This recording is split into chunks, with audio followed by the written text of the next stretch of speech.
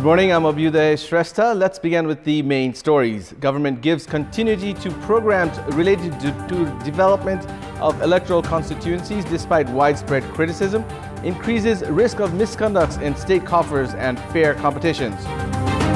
Finance Minister Yuvraj Khattiwada insists he has tried to do away with persisting irregularities in the revenue system and improve tax collection through the annual budget. The arrest of 5 people involved in gambling from the capital reveals transactions worth millions of rupees done in sports betting. And Ukraine staged the murder of a Russian journalist in Kiev to foil assassination. Journalist Babchenko appears at a news conference less than 24 hours after being reported dead. Let's begin with the latest national political updates.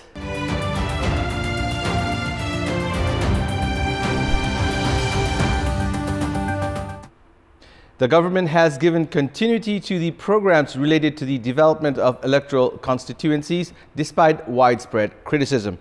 This has not only violated the constitutional norms, but has also increased the risk of misconducts in the state coffers and fair competitions. The members of the federal parliament had demanded a budget of 100 million rupees for development in each electoral constituency. With extreme lobbying and bargaining, the parliamentarians have been successful in increasing the amount by 10 million rupees. The budget will be spent on the programs organized by the associated communities along with the federal parliamentarians, members of the provincial assembly, and representatives of the local levels. This has introduced a new political syndicate by spending national resources in the name of development. Instead of drawing attention towards forming a worksheet under National Coordination for Development, shouldering responsibility to individuals for the selection of proposal and its implementation cannot be justified. It will now be difficult for newcomers to compete during election, as parliamentarians who have already been elected once will be given 40 million rupees for promotional activities in the forthcoming election. It is a primary responsibility of the lawmakers to formulate rules and regulations. The local, provincial, and federal governments have already been formed for development works. This move can also weaken the will of the local and provincial governments that have been formed in the initial phase of federalism. Finance Minister Yuvraj Khattiwada has insisted that he has tried to do away with persisting irregularities in the revenue system and improve tax collection through the annual budget. He said that the government was compelled to introduce stern measures to boost revenue in the face of the widespread abuses in terms of value-added tax and income tax, among others. He made the remark at a press conference held at the Ministry of Finance yesterday afternoon. He said that the ministry underwent constant pressure while trying to avoid the controversial Parliamentary Electoral Constituency Development Program. Finance Minister Khattiwada said that the provision thus was mentioned in the budget, but with some reforms. He added that ensuring balance was particularly a challenge for him while formulating the budget. Responding to the criticism of so-called technocrat unveiling the budget, Minister Khattiwada said that the identity no longer held any significance, for he has already become a politician now. One of the attendees of the press conference remarked that the budget also ignored the pledges included in the election manifestos of the Communist Alliance.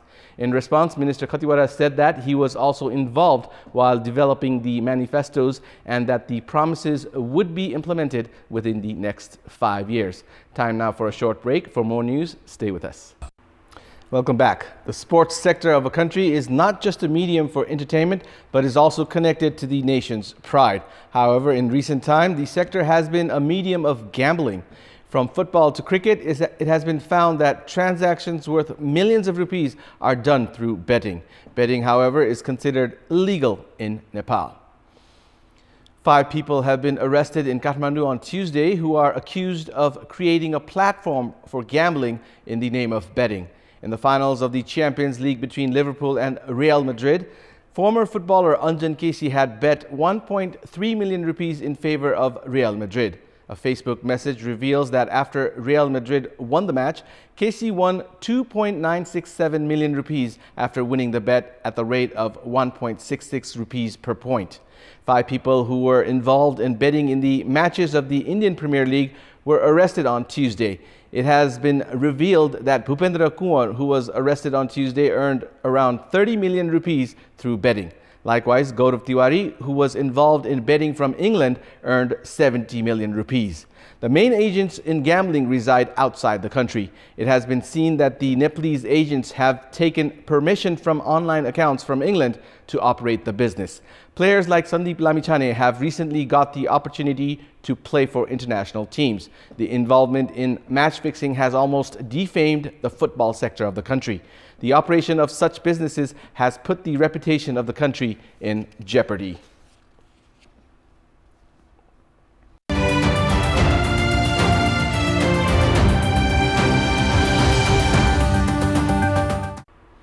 The government has been receiving mixed opinions regarding the recently announced budget for the fiscal year 2018-19. On the one hand, people have appreciated it for having a balanced and disciplined approach, while on the other, there are people who have opined that the budget is similar to the ones of previous fiscal years. In this context, our correspondent Neetu Pandit had asked former Prime Minister and Finance Minister and the current coordinator for Naya Shakti Party, Baburam Bhattarai, regarding his opinion on the budget.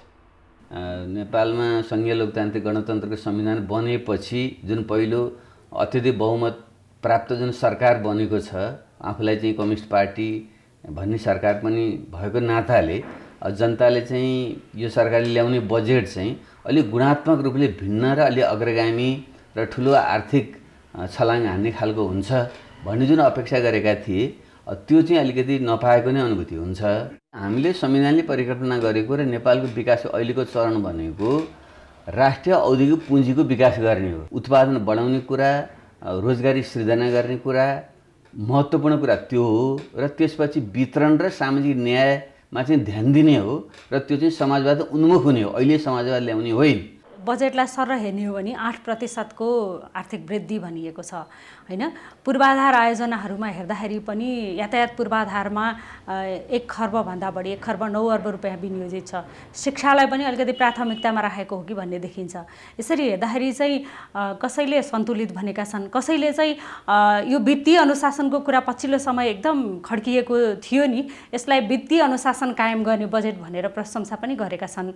भने यहाँले चाहिँ के भन्नुहुन्छ? म चाहिँ यो वित्तीय अनुशासन भन्ने शब्दसँग त्यति सहमत छैन।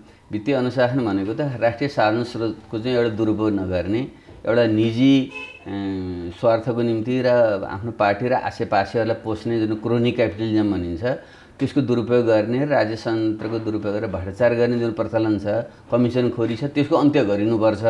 त्यसैले यस्तो सरकारले दुई अङ्कको आर्थिक वृद्धि दर हासिल गर्नको निम्ति अहिले पहिलो वर्ष चाहिँ 8% को वृद्धि जुन भन्नुभएको छ, तर उहाँले जुन बजेट को क्षेत्रगत चाहिँ विनियोजन गर्नुभएको छ र निजी क्षेत्र, स्वदेशी र बाहिर पुँजी लगानी गर्नको निम्ति जुन खालको नीतिहरू यहाँ ल्याउनु पर्थ्यो त्यो चाहिँ नहुँदाखेरि चाहिँ त्यो 8 अङ्कको आर्थिक वृद्धि हासिल गर्न पनि म गाह्रो हुने जस्तो चाहिँ देख्छु।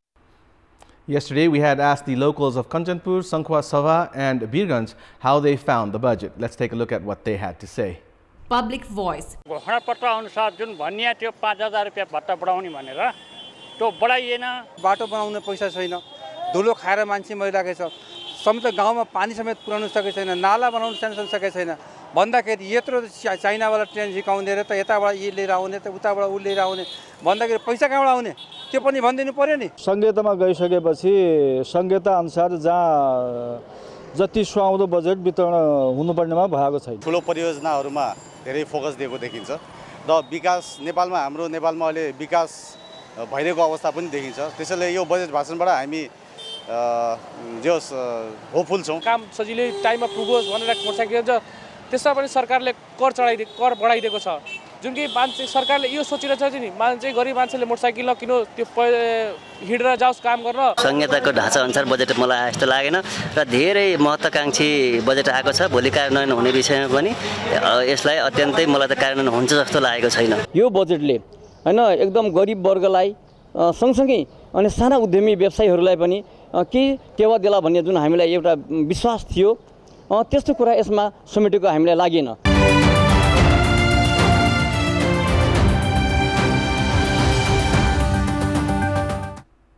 It's now time for our segment Public Pulse, where you text us with your opinion. Public Pulse. And here's the question. Why has the government's program to uplift people under poverty line been ineffective? Your options are A, heights of politicization, B, weak implementation, C, corruption. The voting is on. Type in EWS, select your option A, B, or C, and send it to 8080 to share your opinion with us. And it's time now for sports news. Sports news. Second seed Alexander Zverev of Germany has reached the third round of the French Open, defeating Dusan Lajovic of Serbia in a thrilling five-setter. 21-year-old Zverev took the first set 6-2, but Lajovic came back to claim the second set 7-5. 60th seed Lajovic took the lead by taking the third set 6-4. But Zverev stormed back into the match by easily winning the fourth set 6-1 and the deciding set 6-2. It took Zverev 3 hours and 24 minutes to finish off Lajovic.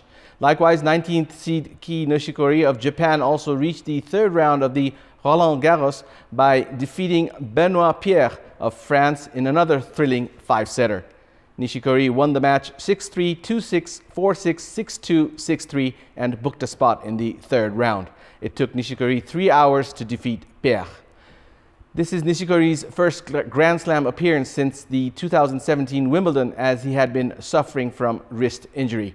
Meanwhile, fourth seed Grigor Dimitrov of Bulgaria has also reached the third round of the French Open, defeating American Jared Donaldson in an exciting five-setter. Dimitrov won the match 6-7, 6-4, 4-6, 6-4, 10-8. It took Dimitrov 4 hours and 19 minutes to finish off Donaldson. Egypt Football Association has said that their star player Mohamed Salah will be fit enough to feature in a few matches during the upcoming Russia World Cup. Salah, playing for Liverpool, was injured during the Champions League final against Real Madrid. Salah suffered a shoulder injury after he was tackled by Real Madrid captain Sergio Ramos. The national team doctor, after examining Salah, said that he would recover within 3 weeks' time. Salah is currently being treated in the Spanish city of Valencia. Egypt is pitted in Group A alongside host Russia, Uruguay and Saudi Arabia. Egypt play against Uruguay on June 15th, followed by their match against host Russia on June 19th. Their last group match is against Saudi Arabia on 25th of June. Salah is most likely to miss the first match against Uruguay.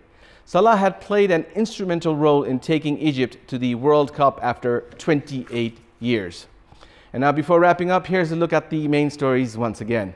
Government gives continuity to programs related to development of electoral constituencies despite widespread criticism, increases risk of misconducts in state coffers and fair competitions. Finance Minister Yuvraj Khatiwara insists he has tried to do away with persisting irregularities in the revenue system and improve tax collection through the annual budget. The arrest of 5 people involved in gambling from the capital reveals transactions worth millions of rupees done in sports betting.